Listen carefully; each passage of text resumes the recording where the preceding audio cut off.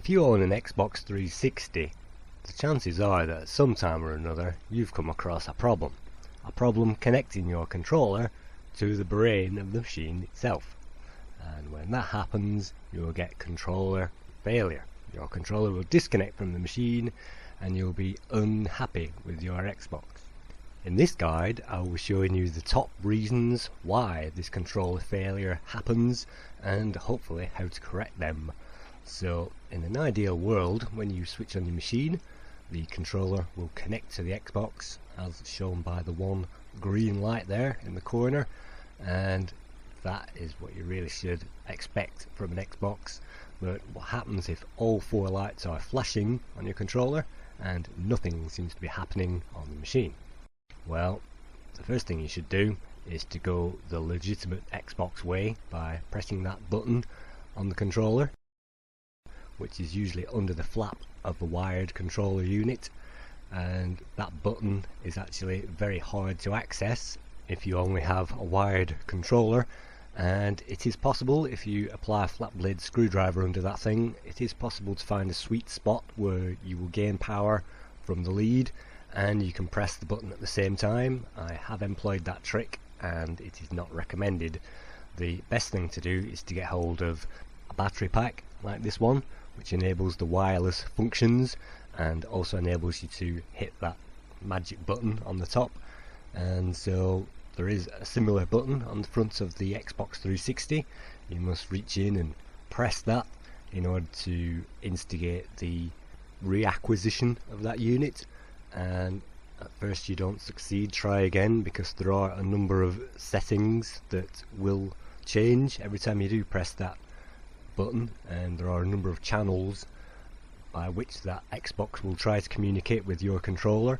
But once that light is flashing, you simply press the button on the top, and after a while they should communicate on one of those data channels. Okay, so you've probably tried the official method already, and I don't blame you for trying that.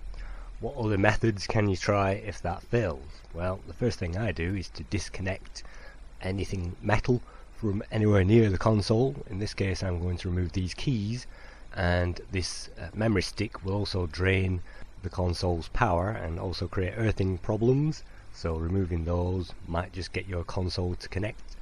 And once you've removed everything from the USB ports, you might also want to give the sensor area a little bit of a clean and a polish with a rag or at least a chamois leather to get that polished up, because sometimes if the sensor accumulates dirt, that can cause problems.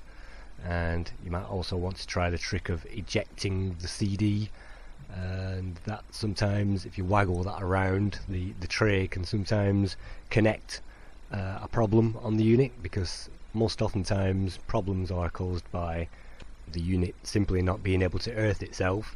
And so earthing problems usually account for 70% of the problems I've discovered trying to connect your Xbox controller to your Xbox. So eject the CD, waggle it and try it again.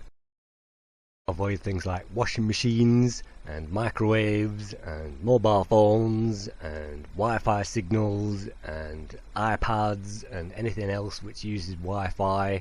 If you use a wireless connection, then try wired. If you use wired, then try wireless. But if you do use a wired connection, make sure your wires are straight.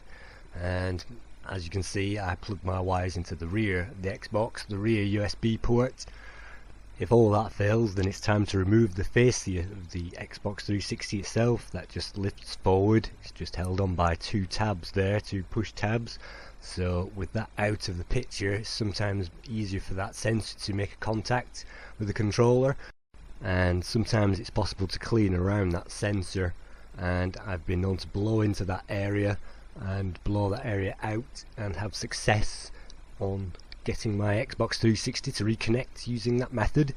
And certainly with the fascia off, it can be a lot easier to do so many other things, and I certainly recommend holding your controller near the sensor area and seeing if that makes any difference whatsoever. But I've also noticed that if you press down on the top and the bottom at the front of some Xboxes, sometimes it connects just like that. I don't know why, but sometimes applying pressure, again it's probably an earthing problem with this particular Xbox, Just applying pressure on the top and the bottom sometimes fixes that error, and certainly fixed it for me for a few months, and then it went back to being a problem again. And you have to make sure that all your wires are in good condition and they are plugged directly in there and there's no gaps and everything is secure and earthed correctly, particularly the hard drive on the side of the unit. Press down on all the sides of the unit to try and get as firm a contact on all the sides as possible.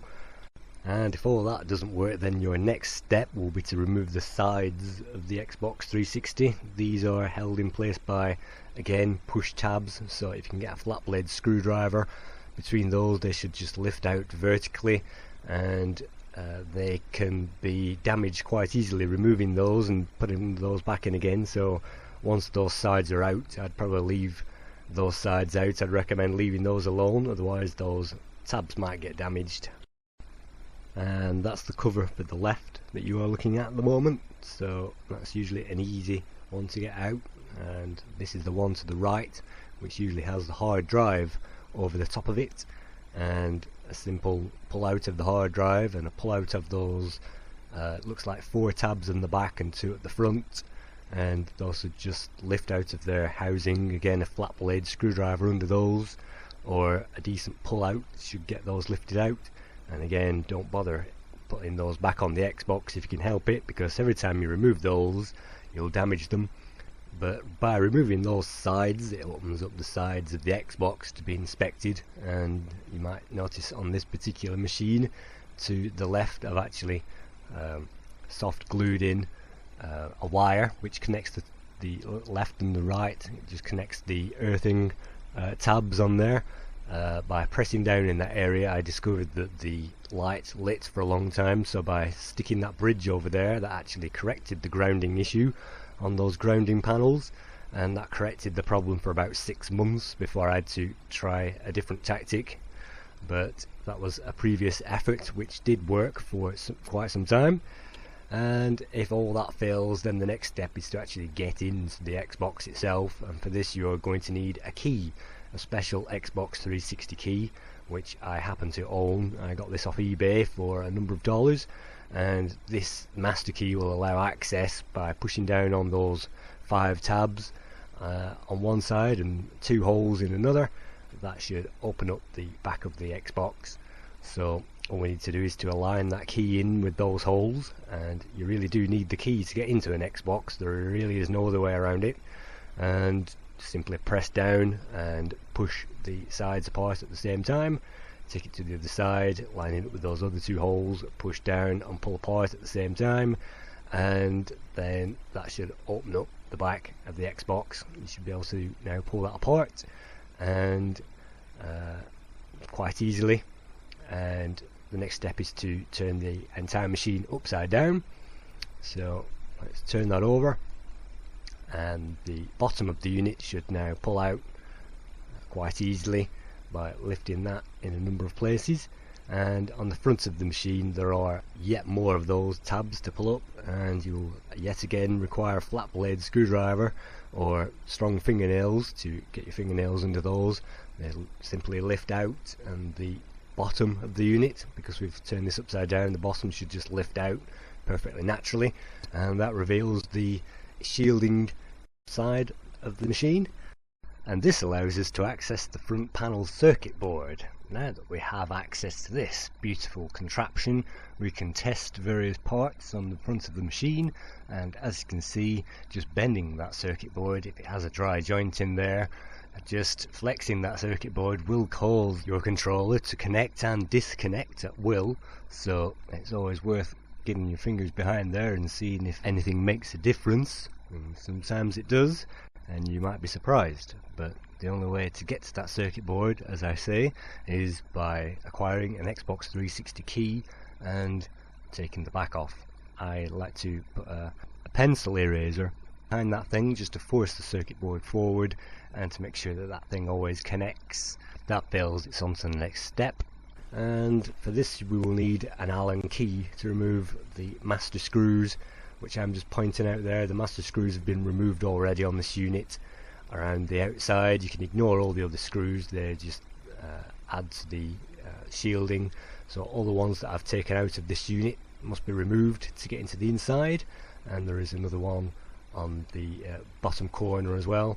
And to remove those you simply need an Allen key or a hexagonal screwdriver bit or a drill bit, or a very small application of which should unlock those screws.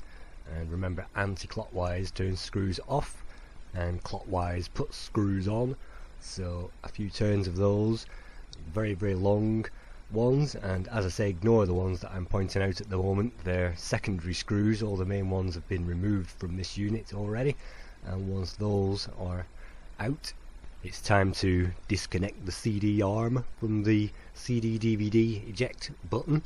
And having removed that arm, it should be possible to extract the lower portion of the unit, that black plastic, away, and turn the whole thing upside down again to bring it back to the right way up, and we can lift that remaining top section, the black plastic, away, and that reveals the inner core of the machine. Let's face it, by the time we get to this stage in our application of how to try to fix an Xbox, we must be pretty frustrated with the solutions that we've tried so far. So thankfully the Xbox inner core is easy to get into. We can lift out the DVD player, and that can reside on its own cable at the back. By moving that 90 degrees we should be able to get that pretty much out of the way, and then that reveals the huge flat heatsink chip underneath, which is by all counts the processor, the CPU of this machine. And underneath that we can find the housing of the sensor. That is the sensor you can see at the moment, and by getting a very lint-free cloth in there we can polish that up. And here's a glasses cloth I use to clean my spectacles, so a non-fibrous cloth, and that should clean away any dirt. And it's also a good idea to clean away that area. There can be any number of problems with the sensor or the capacitors around the sensor, and sometimes that sensor might even need a replace under certain conditions. But as for other problems with this machine, there really isn't much we can do to fix this. We can remove the housing there over the fan exhaust system, which blows heat from the CPU out of the back of the unit, and push down on all those caps there and make sure that all those capacitors are connected, and have a look for any damage. There probably isn't any, and the core processors there, not much can go wrong with this unit. It's more or less surface mount design, so it's all custom made to measure. It'll either work or it doesn't, but usually all the rest of the machine is fine and the sensor connections are not. So now that we've had a good look around that machine, let's connect everything back together, put the top back on there, put the screws back in. And sometimes it's a good idea to at least put the first 3 screws in the front of the machine and to get those tight.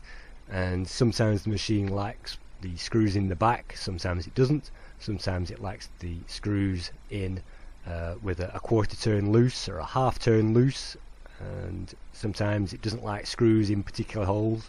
So every Xbox is different, but it's always a good idea to power up the device and check for those connections, so that if a screw really does make all the difference to this unit, you can find which one it is and correct those myriads of earthing problems. But if all those solutions don't work for you, and let's face it, after all these years they failed to work for me one after another, then the only solution that I've found so far is to remove the bottom of the unit and to leave the bottom of the unit off the Xbox. And if you replace the facier on there, it looks perfectly fine, and you can put a cable behind there, it's no problem, it looks perfectly fine.